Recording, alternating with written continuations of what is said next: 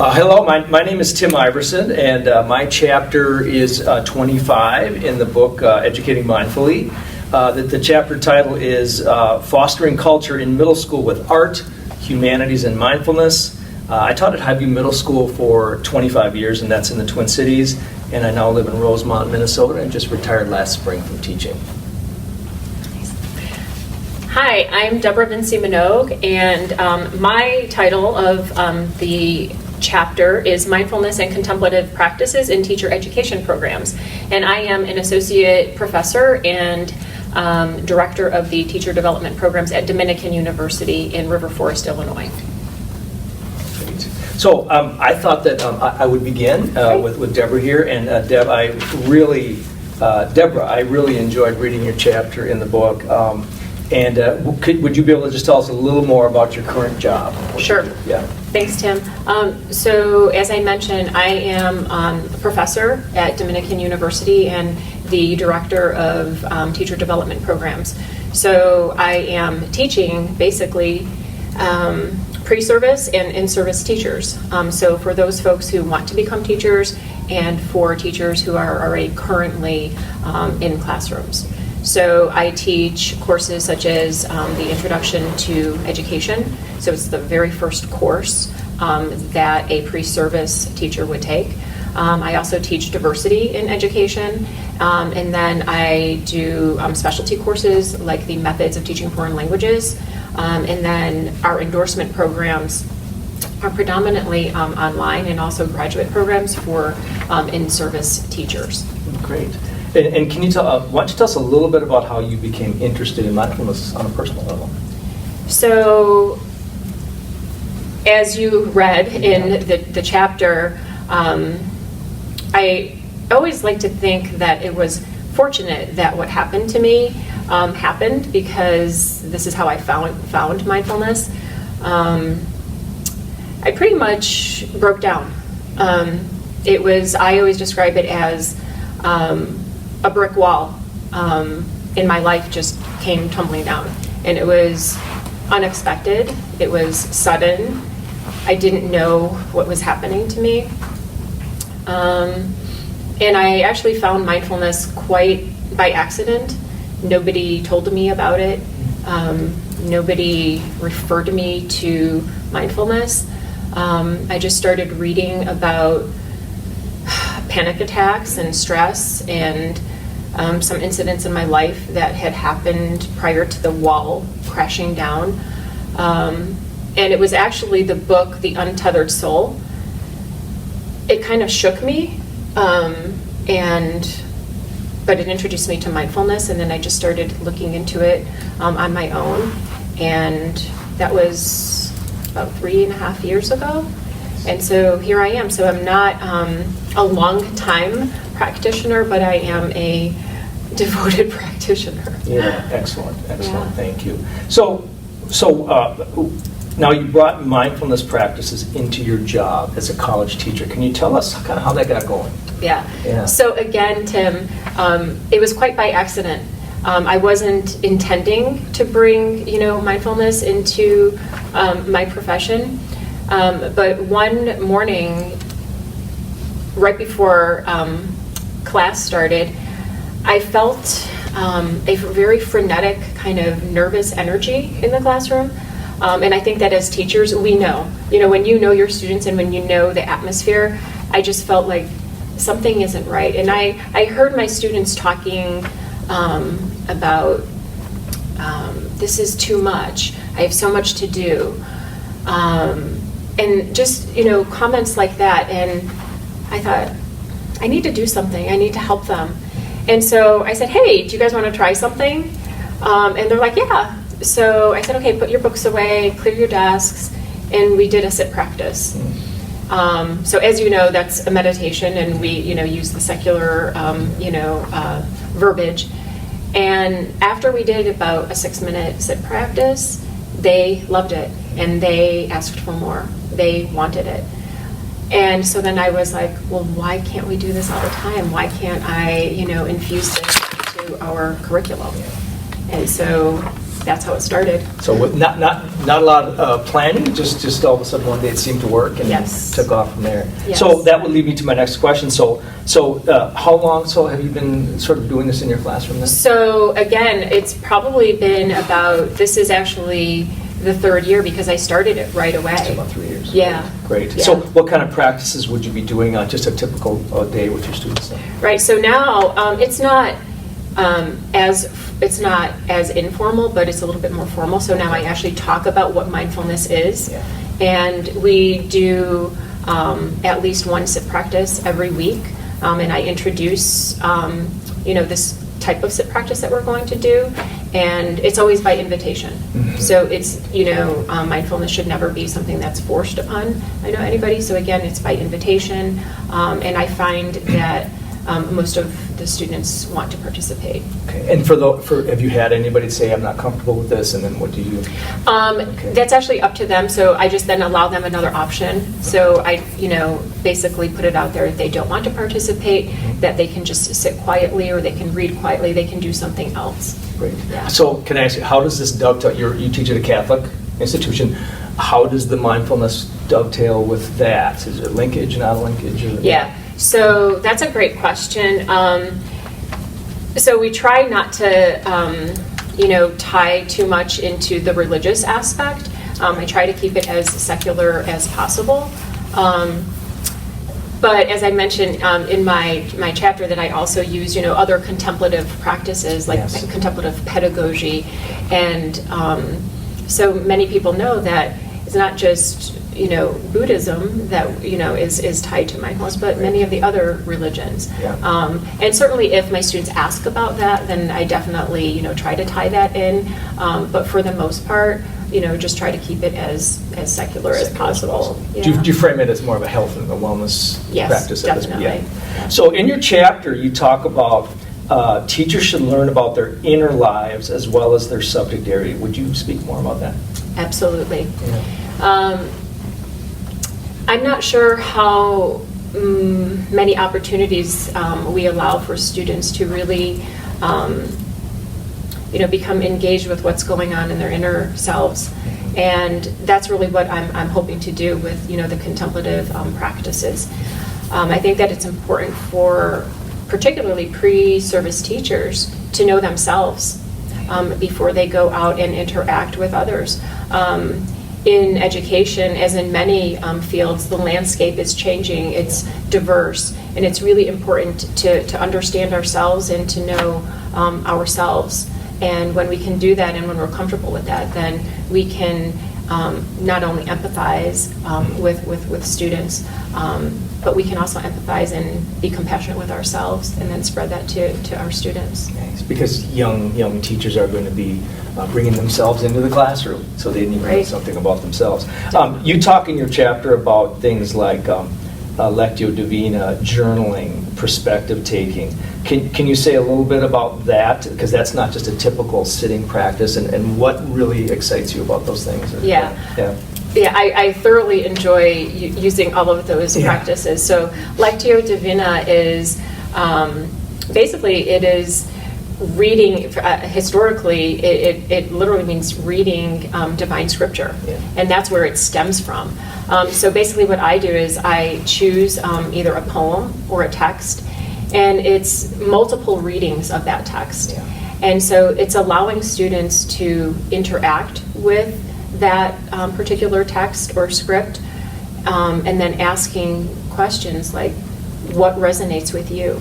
Yeah. So after the first reading, I might ask, what word stands out to you? Mm-hmm. And then after a second reading, what phrase stands out to you? Mm-hmm. And then at the end, after we've done like 3 or 4 readings, what do you feel compelled to do, if anything? Yeah. If nothing, that's okay too. Yeah. So again, really allowing students to interact with the content that they're learning, that they're engaging with. Nice. What I love about that, and I was going to chat too about, is with Lectio, they're bringing their meaning into that situation rather than you just giving them a set of facts about the poet or that they have to just memorize or.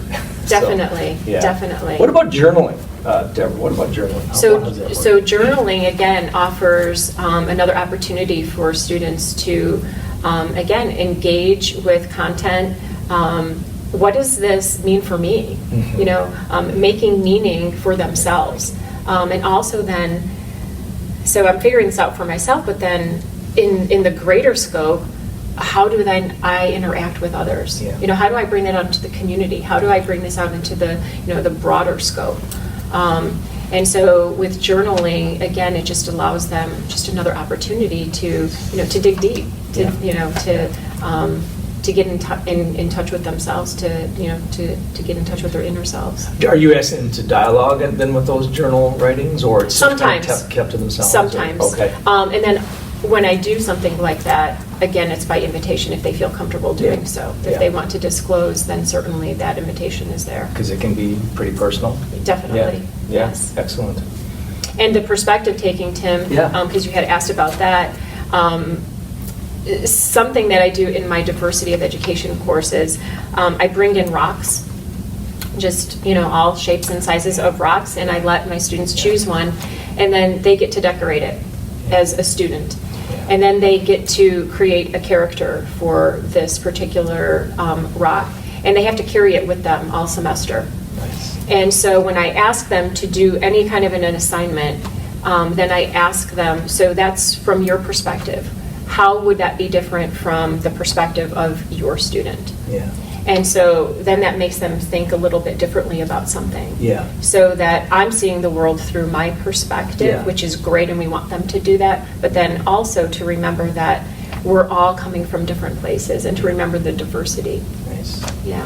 And I think with two, going back to the Lectio, that's another great example of, let's say you've got a 6-stanza poem, you're going to get 30 different perspectives just from that 6-stanza poem. So, Yes, right. and that's wonderful. Right. That's another reason why it's so great. And I am learning just as much as my students. Yeah. Because I'm like, wow, I never thought of that before. And it's so rich. Yeah. Yeah. It really is. Awesome. Yeah. What's next for you in terms of your work, or challenges or projects you're working on related to mindfulness, or? Yeah. So I am working with my dean. I have great support from my dean, who allows me to, you know, incorporate mindfulness in our teacher education program. I'm actually going to be teaching a mini introduction to mindfulness course at the university for faculty and staff. Okay. And then I'm also doing an introduction to mindfulness course. These are mini courses Yeah. for all students. Okay. So it's a separate course. It's not Yeah. embedded Yeah, like I'm yeah. doing with, you know, the Nice. courses. So this is something that is very intentional and Yeah. very. It's a more formal, you know, course Yeah. in mindfulness. Interesting. So how long would a mini course be? I'm doing it's 4 weeks each. And then we'll start up another one, you know, perhaps 4 in the weeks. summer. Okay. Yeah, Okay. exactly. Awesome, Yeah. awesome. How do you keep your own inspiration and practice going, Debra, for yourself? Yeah. So I did my first silent retreat. I left the day after Christmas, and it was an 8-day, 7-night silent retreat. So that, I have to say, I was very anxious going into it, but it was a wonderful experience, and it really deepened my practice. And so I do meditate on a daily basis, and I try to engage in other practices like meditative walking, Nice. yoga, qigong, and, you know, some of those fun movement type of things. Excellent. And where was your 8-day retreat? It was in Gainesville, Florida. Oh, Florida. Yeah. Okay, excellent. Maybe one final question I had for you was, what advice, you know, young people getting into teaching, this is a complex field to say the least. What advice do you have for a young person who's thinking about going into education and teaching? Yeah, definitely. Yeah. So in my beginning course, in my Introduction to Education course, most of these young folks know that they want to be teachers, or they think they want to be teachers, Yeah. and that's wonderful. I say this, if you're passionate about it, then go for it. Yeah. And if it's not for you, that's okay. Then I say go out and find it. Yeah. I also like to say that, you know, to thine own self be true. Yeah. You know what I mean? You need to live authentically, and if this is what your heart is calling you to do, then follow that. Yeah. So they really have to dig deep. Absolutely. Yeah, and the mindfulness practice, I'm assuming, helps them do that. So, Definitely. Awesome. What percent do you think of students end up going into teaching after they go through your classes? So in the introduction to education course, we may have about 30 students in that course, and there are certainly other sections. I would probably say about 85 to 90% end up, pursuing education, which is wonderful. And for the percentage who don't, that's great. That's wonderful that they're able to tap into that. This isn't for me, and they're able to make that sort of realization, and then they can go out and find their passion. That's a high percent. That's great. That's great. Yeah. So the last thing I might just, is there anything else you wanted to share about your chapter, about your work, your practice, anything else? I feel extremely grateful for being able to do this work. It's been, for me, eye-opening. It's been, I think, just incredible. And again, I just feel very grateful on a daily basis that I'm able, to be part of, something that is, as wonderful as mindfulness. Right. Well, thank you very much. That's awesome. Thank you. Yeah. So, Tim, yes. now we're going to reverse a little bit. Right. So I'm going to be asking you some questions about your chapter, and thank you, for sharing your work. So, Tim, you mentioned the use of brain breaks in your school, and this sounds wonderful in that it could be implemented or replicated easily enough in other schools. So can you talk about the process of implementing such an initiative, and how might other schools start such a movement? Yeah, so at our school, we did refer to we did actually over time build in a mindfulness break in our school. Mm-hmm. Sometimes we did call it quiet time, but because our time is somewhat limited, I'll try to give you the cliff notes. But basically, I brought some mindful practices into my building, just very piecemeal. And our building leadership team asked if I would do some more, create some more mindfulness. I was creating audios, podcasts, and things that, here's a little clip you can try in your classroom. And they said, and the teachers came back to me and said, can you give us more of this? Because we really like it. And I said, okay, great. Mm-hmm. But my general advice to anyone who's thinking about this is, make sure you feel comfortable with your practice. Mm-hmm. You've got an established experience practice. And go slowly. I think in most cases, keep your mindset that this is not an emergency. I definitely want to see this as a long-term practice in my school. But to maybe offer an after-school meeting where you talk about stress reduction. You might not even use the word mindfulness. Mm-hmm. And what I did was I made it, first of all, like James Butler was saying this morning, make it about the teachers and the staff. How are you doing? What kind of self-care practices do you already have? And let them talk about their stressors a little bit. Yeah. And then you can talk about the science of mindfulness and share some of the practices, because I do think it's really important, rather than standing in front of a slide screen or a projector, is to give people a taste of mindfulness and experience it. Like if you went to a restaurant, you wouldn't stare at the menu for an hour and walk out. You would, at least you would try something, right? So, and my philosophy was always to make, like you said, invitational, optional. This is not something that we force on people. As a teacher for 25, 30 years, it was always stressful to walk into the staff workshop, and you knew you were going to get 5, 10, 15 new initiatives, and it just felt, you started the school year just being overwhelmed. So I tried to always take an easygoing, light attitude, and that really worked. So. Yeah. Great, thanks. So, Tim, you also mentioned the use of several contemplative practices in your art and humanities classes, particularly the use of deep looking and Lectio Divina. Can you talk a little bit more about these practices and how students responded to them? Did they enjoy them? Yeah.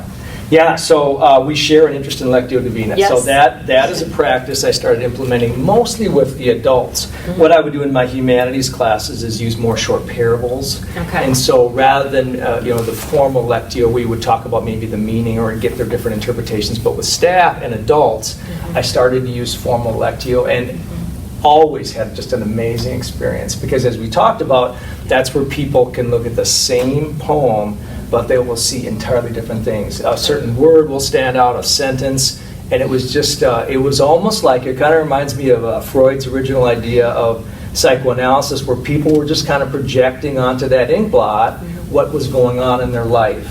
And so I would just sit back and it would just be stunned to hear and I would always learn something new. I would use the same poem and it would be read in many different ways. So that was very exciting for me.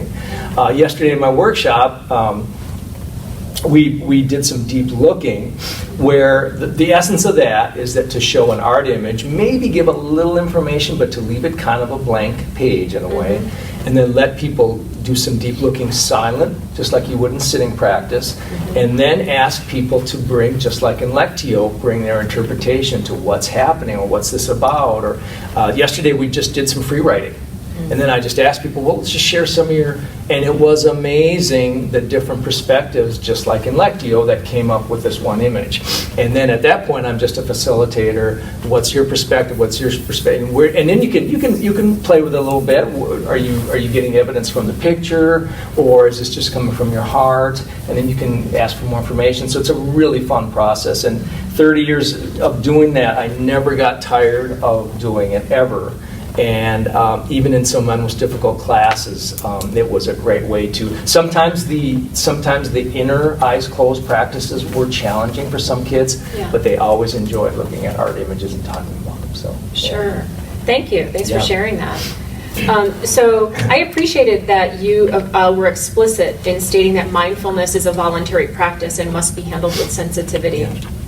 You also mentioned that in your school there was a variety of mindfulness practices that were used. So can you speak more about this variety, and particularly how were they used? Yeah, thank you. So I myself was always curious about different mindfulness practices. My staff had this immense curiosity, and so the minute we launched this initiative, of course people are looking up other programs, and they're looking up now with online resources. There's no shortage of. So I encourage that creativity. And I know some schools have a very set curriculum they follow, and there's great advantages to that. We went with a much more. I floated out definitely some basic practices to staff, which I think people use and they were grateful for. But then I would hear, oh, so and so's trying this in their class, and I would try to encourage it. I wasn't the mindfulness policeman or czar, so I would just talk to them about what they're doing. And I heard some classes were doing music. They were listening to music. Some classes were doing yoga, maybe stretching. What we ended up in the last couple of years was falling back to was we kind of called it quiet time. Officially, it was called mindfulness, and we felt it was important to give students a choice, so they could either just be silent, they could read, they could sketch quietly, or they could follow the practice. Now and again, I would ask students to or they would allow someone to step in the hall and do this on their own if they were weren't comfortable with the practice that they were hearing.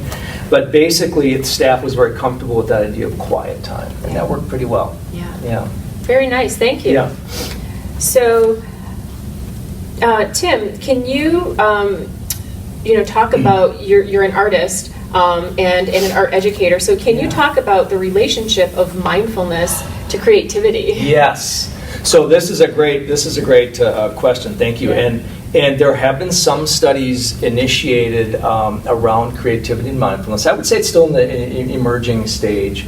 But what they found, I'll talk sort of personally, but what the scientists have found is that particularly the open monitoring type of mindfulness, where you're just sort of being present for the flow of thoughts and feelings, has been conducive to what they call divergent thinking, where you're coming up with a variety of creative responses, versus what they call like a focused attention mindfulness has not been so strongly linked to creativity. I personally find that the more focused attention or calming practices helped me release some of the anxiety or fear. So it led me to still be more receptive to creativity. But the open monitoring has definitely been linked to creativity. And the way I understand open monitoring, if you've done kind of in mindfulness, there's sort of those focusing practices, and there's more open. Yes. But in open monitoring, you're really taking the brakes off of the critical, the self-talk, the critical self-talk. You're allowing feelings to be there. You're allowing thoughts to come and go. And then in open monitoring, or you're just an observer, but then as an artist, you might say, okay, that idea I'm going to revisit. Okay. Some people jot things down as they're sitting, but I have found that just my intuitive sense is that over the last few years, just the ideas are flowing stronger, and there's more intuitive just yeses coming up, and then I fill up my notes with ideas and come back and revisit those. So the other aspect related to that, Debra, is I was trained to observe as a portrait artist for 30 years, and I taught my students how to observe, and all our teachers do this. Yeah. But mindfulness is really about seeing and observing. It's not really about fixing or curing things. So that same sense of observation that I taught students to see out here, we apply to what's happening in the body, and it's a little more difficult for young people, probably, maybe your age is not quite, but it's the same exact process. I'm aware of the color and shade, or I'm aware of my breathing, I'm aware of my feet on the floor. It's an awareness practice. So mindfulness does facilitate observation, in my opinion. So thanks. That's really interesting. So I want to read a little bit more about that. Yeah. So thanks for sharing. Yeah. Okay. So you are a board member of the Mindfulness and Education Network. So this is no doubt an excellent way to stay involved with the mindfulness and education movement. So what are your hopes for the mindfulness and education movement, and what are some other ways that individuals can be involved? Yeah, so thanks. Yeah, I've been involved with the MIEN for several years, and their conferences stretch back, 12, 13 years. So gained a lot from that organization, which I brought back to my school. So I would encourage anybody who's experimenting with mindfulness to go to conferences like COSM, which is, you just get so inspired. You talk to people, you make instant friends, you come back with ideas, even if it's one that could transform your classroom. It is so awesome. And I also hope that, and I think I'm seeing this too, is that mindfulness is being paired, like you were mentioning, it's being paired with, so I'll call them cognitive practices, reading, journaling. I would like to see mindfulness, the positive psychology movement is interacting with mindfulness, SEL, social and emotional learning practices. I personally would like to see CBT or cognitive behavior therapy practices be married, with mindfulness. That's happening in the therapy world. Sure. So some of those practices, like having kids understand some very simple cognitive distortions that can affect their lives. I think that's very important. So I also hope that as more schools, and it's just, I'm astounded at the amount of schools that are opening their doors to this, and that they do provide training for teachers, and real deep training versus just, hey, there's this movement, here's a couple slides, and now go do it. We really need to have that deep training, that deep experience, like the retreat or some kind of intensive experience. And if you can't get to a conference, just start with something at your school, and try to find who are already doing this. Right. Somebody's doing yoga, somebody might be doing mindfulness. Unlike 10 years ago when I started and kind of looking around, but now there will be people that are familiar with this. So hook up with those people and then get started. So definitely, yeah. So as we come to sort of the end of our chat, Tim, would you like to just tell us a little bit about your own mindfulness practices? Yeah, great. Well, thanks. Yeah, so I started, when I was at St. Olaf College in 1977, we had a monk from Thailand come and teach us yoga, and I was so astonished to sit in the basement of a dormitory and listen to this broken English and learn about yoga, and I had no clue how to integrate it into the rest of my life. But years later, to move along, I did take mindfulness-based stress reduction several times. I've studied with some Zen teachers in the Minnesota area, but really gravitated more towards a secular perspective in the last few years, where maybe those cultural things are not as helpful. So my personal practice now is a daily mindfulness practice, and it is supported by apps often. My wife and I sit every morning and we do a reading, some kind of reading. A great book is The Mindful Year. That just came out. It's got a daily reading. And we also sit with the 10% Happier app, the Dan Harris people. And that's got just awesome teachers. And so we sit with that app, but we often talk about our sitting. And so that's very helpful. And I'm active in Minnesota with other educators and things like this at Coastal. So. Great. Yeah. Thank you. Thanks for sharing. Yeah, you bet. Thank you.